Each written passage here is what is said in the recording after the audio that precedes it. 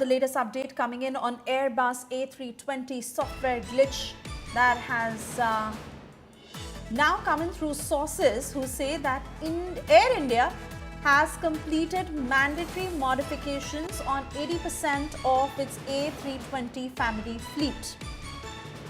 Remember, several airlines in India had warned of delay in operations due to these glitches that needed to be fixed. Now, the latest update coming in on the Airbus A320 software glitch, where sources tell India Today that Air India has completed the mandatory modifications on 80% of its A320 family fleet, which means that there will be lesser delays in all likelihood, given the fact that the modification is already done on 80% of the Air India fleet.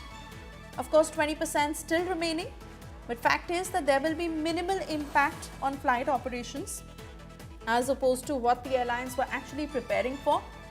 An advisory to that effect that had also been released for all passengers.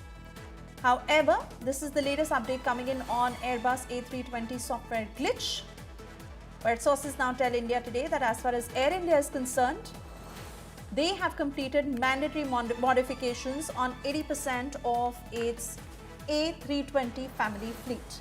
Amit Bhardwaj joining us with further details on this latest update and the effect of it in terms of lesser delays that passengers could now see.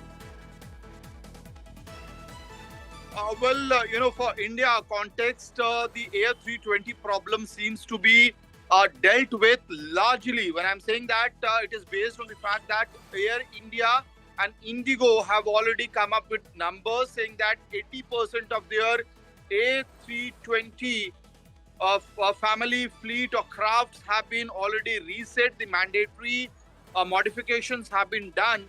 You would know that DGCA early in the day had issued most urgent notification demanding mandatory modifications to be made in Airbus's A320 crafts that are operational with Air India Express as well as IndiGo. Now, going by numbers, IndiGo was the most impacted Indian airlines in the Airbus global crisis.